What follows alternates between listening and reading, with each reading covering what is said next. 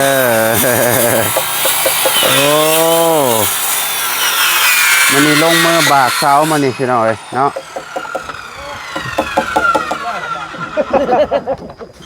พี่น้อยเนาะ300แล้ววันนี้พยันมืออื่นนี่ตั้งเลยนี่โอ้ยเอ็มร้อยมาสดเรียบร้อยแล้วพี่น้อยเนาะ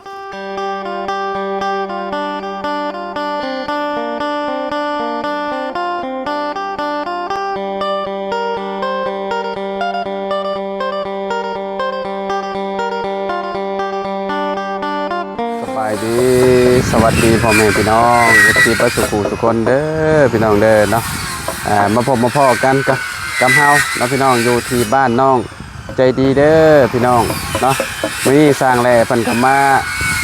เนาะมาบากเสาแล้วพี่น้องเอ้ยโอ้โตเนาะเบิ่งส้มนำกันพี่น้องเอ้ยเนาะพี่น้องเอ้ยเนาะโอ้ไอ้สมพรสบายดีไอ้โอ้ขังแรงเนาะทางสร้างกันสบายดีเด้อเด้อโอ้มันนี่ลงมือบากเสามันนี่พี่น้อยเนาะ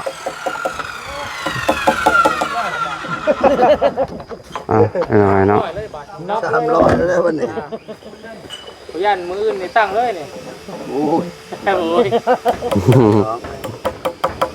อ็มร้อยมาสดเรียบร้อยแล้วพี่น้อยเนาะ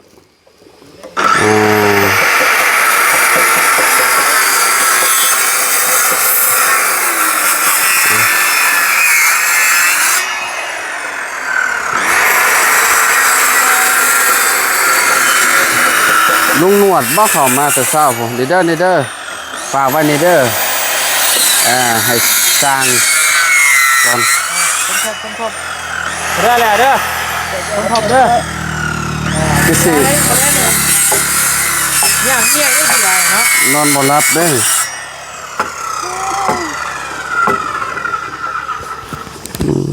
แล้วบ่ทักเขาทักน้ำแล้ว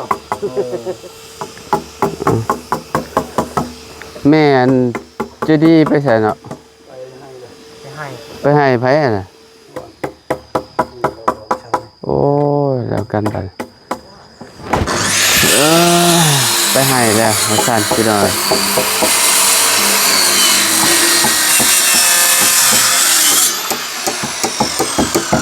บางแล้วมื้อนี้น่ะประกอบแล้วมื้อที่เช้า7เนาะมื้อนี้26ล่ะ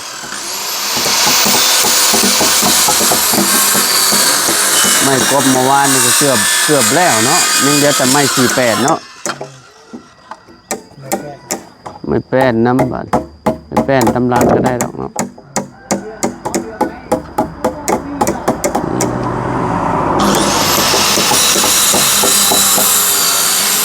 ก็แนมไปเฮือนน้องเพิ่นสว่างข้างบ้านยังบ่ได้เนาะข้างนี้เนาะสีนี่เป็นสีที่เลือกให้น้องเพิ่นเด้อสียอดนิยมเด้อสีบ้านหลังนี้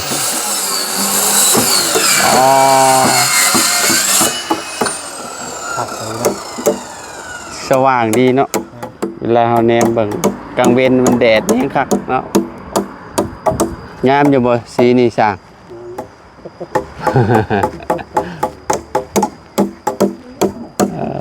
คักเจ้าของเฮือนเพิ่นก็ไปเซ็งแล้วมื้อนี้เนาะไปเอาเฮียนแล้วไปเซ็งแล้วเซ็ง2มื้อว่าซั่นตอนเที่ยงจักจะมาแล้วบ่เห็นว่าเนี่ยต้องเที่ยงกับบริมาเนี่ยเข้าไปเลยนั่นบ่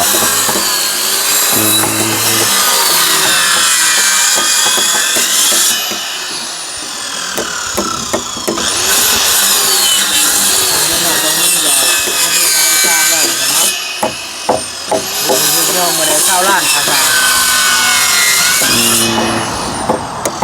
ชาวจังต้นเขา15 ต้นดึงแรกคือวันประมาณเท่าไหร่บุสร้างที่ว่ามาเมื่อวานอยู่บ่ว่าแรกๆว่าไว้25เนาะ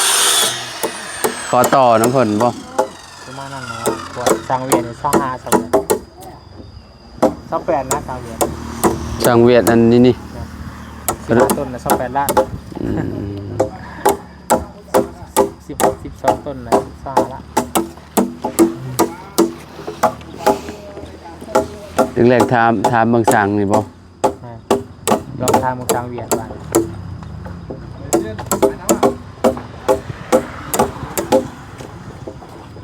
ตั้งเสาก่อแอวให้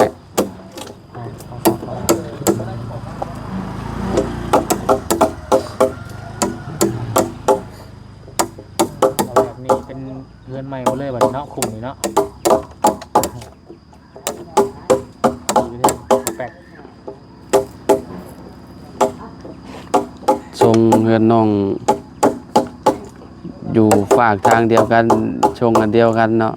ข้างเดียวเนาะทรงใหม่กับทรงดินเนาะ สมัยสมิน อืม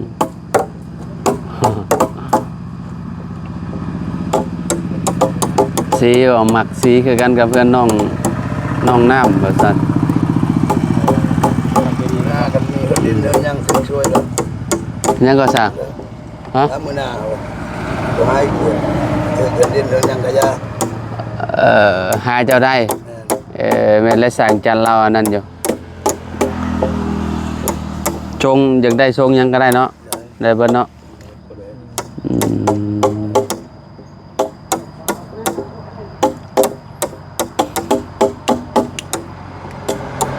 แล้วเลยไอ้ซักเข่านะ สองมือซื้อเลย อืม มือที่สามซิดยาอีกขายาอีก อืม ตาย8 โมงกลางคืนกันแล้ว ปอ เล่งเวียกเลยตั้งจานก็โทรมาวันที่28ทันบ่ตายแล้วตอนนี้โอ้ขึ้นแดดบ่ขึ้นยังเลยโอ้เมียว่าตายแล้วเลยฉลุบเลยยาไปแล้วเล่งไว้แล้ว วันที่28แล้วเร่งเลย จนอัน8 โมงบ่เมื่อคืนนี่8 โมงบ่ กลางคืนนี่8 เดือนเขาบอก โอ้ ตายแล้ว เงินมันหมดแล้วเนาะเดือนนี้น่ะได้แต่นี่แหละว่าไว้นี่แหละวันจันทร์มันผ่านมาได้เด้นี่วันจันทร์อังคารพุธวันอังคารอันยกบ่ได้วันพฤหัสยกได้วันศุกร์ยกบ่ได้วันเสาร์บ่เอาวันอาทิตย์บ่เอาได้แต่สำนั้น เป็นเดือนอยู่เดือนตัวนี้เนาะ นี่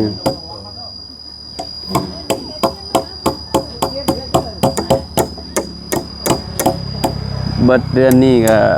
สิเข้าพรรษาแล้วได้นี่สิทันจะบ่ขึ้นเฮือนน้องอันใจดี เสมอได้ฉันเลยเอาบัตร14เอาบัตรนั้นบอกคุณสิมุบัตรนี้เอา แม่นบากเอาฮะ ตัวนี้ล้ม แม่นแหละ 14เลย แต่บากเอาหั่นแหล้ว เอารับตัวนี้แหละ เพราะว่าไม้ก็เจ้าเอา มันช่วย เวลาก็เจ้าอันนั้นมาเด้ มัน16มันบ่คือไม้โรงงานเด้เพราะก็เจ้าใส่อันจักรอันน่ะปาดมาแต่อันพุ่น ดาบเนาะดาบ แม่นใส่ดาบปาดเด้มันบ่แม่นมาตรฐานเด้ถ้าอยู่ในโรงงานเอามานี่โอ้ยราคาก็สิให้สิแตกต่างกันเด้คือแบบชื่อว่าอยู่ในหม่องนี่โอ้โตหนึงเกือบ300,000พุ่นละไม้อันนี้น่ะ5 คูณ 15นี่แต่ก็ยอมรับโยมไม้มางามอยู่เนาะสุดนี่เนาะแบบว่าเอาเฮ็ดเทือนน้องใจดีเนาะคือว่าชื่ออยู่แต่ละลำแต่ละสโตนน่ะประกอบคนนี้โอ้คักแล้ว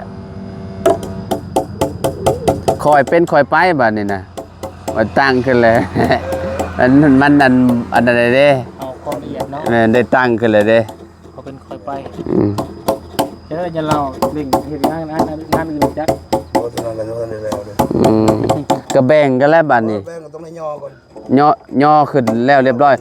อนาคตน่ะว้าวมาจากคนน่ะคนยกน่ะ อยู่คนละ3 อยู่ทางเจ้า3 มันยังเข้าคาเวียก ทางนี้15คนได้อยู่บ่สมมุติว่าหามาบรรยกขึ้นน่ะ หาไว้บ่เลย ยังไม่บอก แม่น ไปรอบสิมา ได้บ่ หลายคนก็ เอาซาวซะเนาะ ไปเลย พอดีเนาะ น้อยเลย เสามันบ่ได้ใหญ่ปานใดเด้ สมมุติว่าเสาหน้าโวนหน้าซาวนี่บ่ เอาลายก็บ่มีบุญอยู่เลยเนาะ ประมาณขัดถ้าได้ก็ประมาณเนาะถ้าต่ำสุดก็ประมาณ15เนาะประมาณสำนั้นเนาะและบวกกับทีมงานเฮาอีกเด้บาดนี่เนาะทีมงานเฮาก็หลายคนอยู่คะแนนยังบ่มือได้นี่อีก17,028คือสิยังบ่มือติ โอ้ที่เฮาตอกพาศิลานั่นคือตำลังเอาเนาะ ฮะแม่นตำลังก็ได้ดอกอันนั้นยังบ่ได้ตอกเด้ตำลังก็ได้มีแต่พวกน็อตจับมันนี่แหละเนาะอันนั้น กูลอง ลอง น็อตจับเอาเบอร์หยังแหละเอาเบอร์ยาวเท่าใดขนาด เศร้าเลยดิหน้าเท่าไหร่สั่ง เอาค่ะ กันก็ 36ชื่อ18ตัวนี้ อืม สมัยชื่อแบบ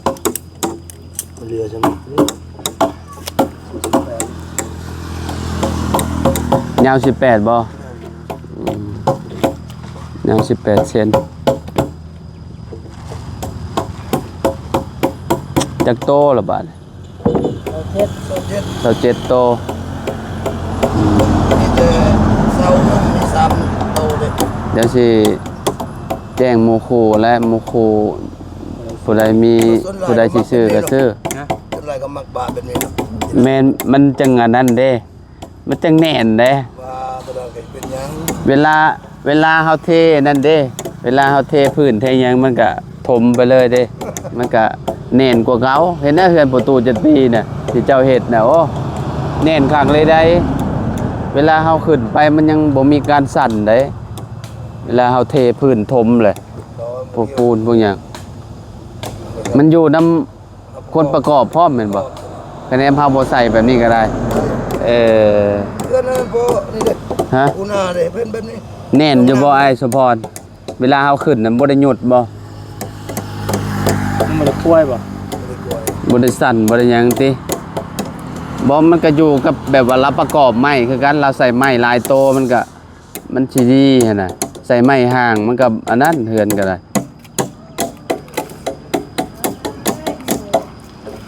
นั่นแหละ คนบางคนFCก็ย่านล่มยก แม่น ยังเป็นยังแบบนี้ก็ได้ แบบว่าเอาแบบมาตรฐานเด้ใส่เสาแล้วก็มีแนวยึดแม่นติแบบนี้แหละเขาโอเคแล้วแบบนี้นะมันจะคักมีไผเข้ามาแล้วมื้อนี้ลุงหนวดบ่ลุงหนวดคนแรกเลยบ่โอ้ มีพี่สาว ตื่นแต่เช้าแล้วลุงหนวดนี่คักลีอืม พามาขึ้นได้ยินเสียงผ้าแตกบ่4 โมงเช้าอ๋อบ่แห้งหนึง ผ่ามองได้มองหนึงแล้ว คอยก็ประตูคอยบ่เชื่อก็ประตูลุกขึ้นมามันคือมีฝนคือเสียงแม่นบ่เสียงผ้า ไฟดับพร้อม ไป เนาะ ไว้ไปถ่ายเบ้าอยู่นอกบัดนี้ยก2บัดนี้มาบแรกเพื่อนนั่นก็บ่ทันบัดนี้ตกใจหมดเลยแค่ตกข้างในเมื่อคืนนี่เนาะบ่แห้ง บันมาอยู่นี่มันคือบ่มีพ้นจ้ะให้เฮงอยู่ ดูผมตก มันตกหม้องอื่นเขาว่า อ่า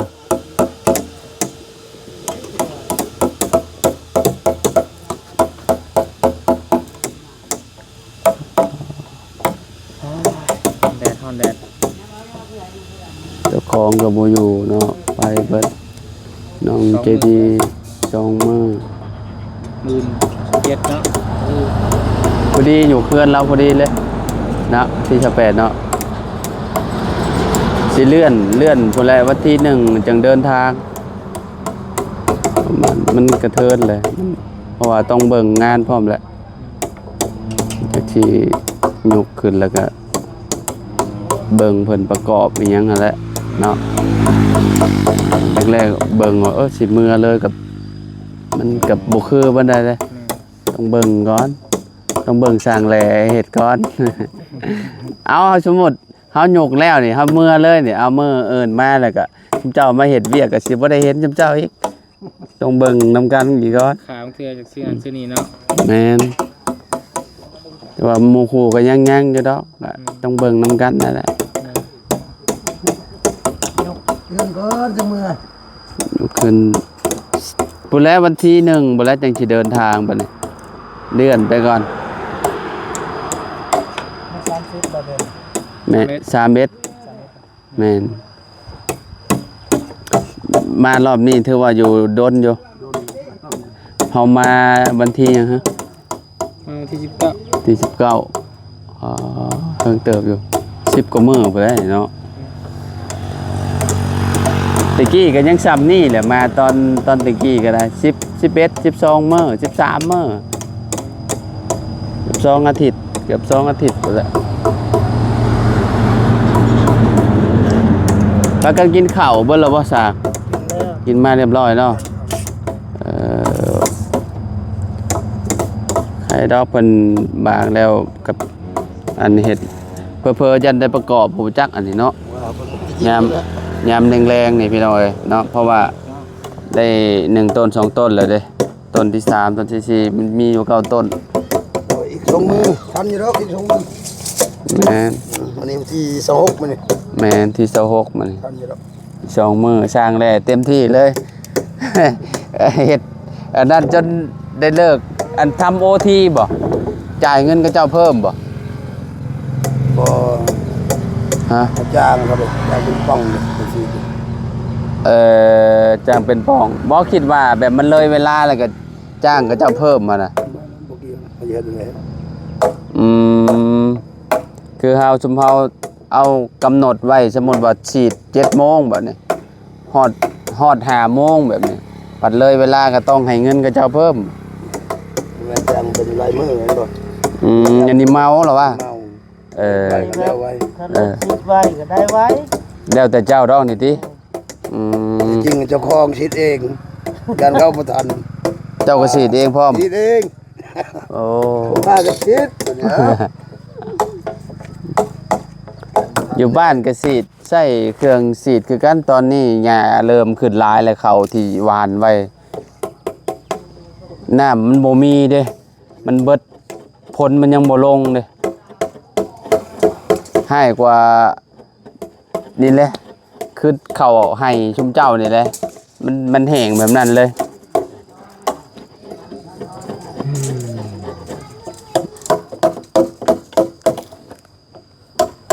น้องแค่กับโมยูคือกันเนาะไปคือกันสร้างเพิ่นก็ยังบ่มาเนาะสร้างเฮ็ดห้องน้ำเพิ่นก็ได้ประมาณจักแล้วบ่ฮู้คือกันทางป่าบุญโคงเพิ่นน่ะแหละคือว่าแล้วนี่ต่อเลยนะมันเขาสาเนาะเราประมาณต่อเลยแล้วเป็นประมาณเกิน20มื้อแล้วเพิ่นหลังนี้บ่เกิน20บ่ก็ว่าบ่ได้แล้วบางคนนี้แล้วจะพรถนัดหรือบ่แล้วเพิ่นถนัดเพิ่นกันบ่ยากก็เบิ่งนี่แหละติ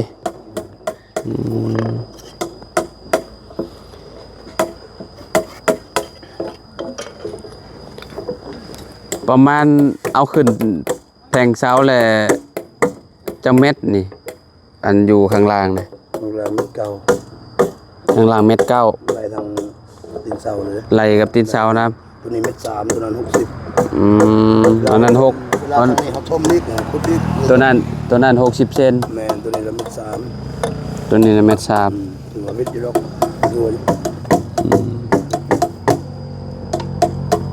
บิดอยู่ดอกอันบ่แม่นพลังแต่พลังละบ่วิดเด้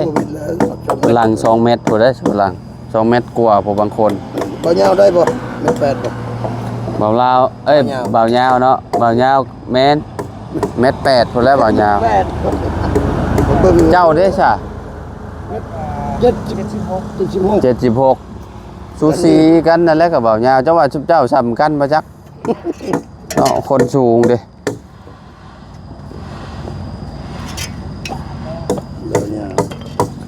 แล้วทางบ่าวจันเราเขานี่ก็วิทยุเนาะได้ก้มบ่ก้มดอกเนาะบ่าวจันเนาะได้อยู่เพราะว่าคนลาวเฮานี่บ่ปานใดดอกเนาะ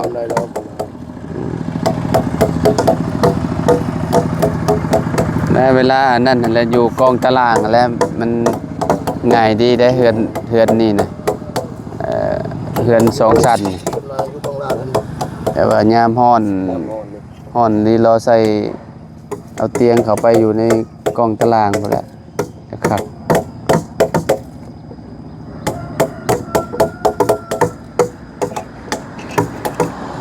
เข้าออกแล้วสะบ่จังฉีดเนี่ยจะฉีดหยังไส เสียยา ฉีดเนี่ยอันนั้นไว้บ่ คิดไว้ คุมเมียน สิบ่เขาออกเลยสบาย เออ ออกแล้วจะฉีดยันความตายนี่ อืม เสือแล้วดูอย่าบ่ทันยามันกันนะ อืมพากันเติมก่อนเด้อนี่จังหน่อยมันเช้าเย็นได้นี่ ได้ มัน ต้องให้เราเติม2ปองเราประกาศเติม ฮะ ไม่สร้างใหญ่เพิ่นเติม2ปองเราประกาศเติม โอ้เส้นได้ เส้น คะแนนเติมสอง ให้เพิ่น เติมจักเท่าไรล่ะเจ้า ยังไม่เจอ ให้ก็สิเติมเนาะอืมเติมหลายบ่ได้เลยไอ้สมพรเติมแล้วบ่อืม เติมแล้วมัน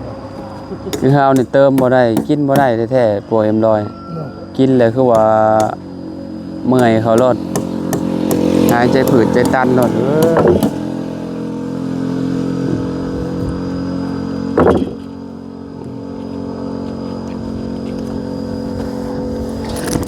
อ่ะโอเคใช่พี่น้อยเนาะเฮากะ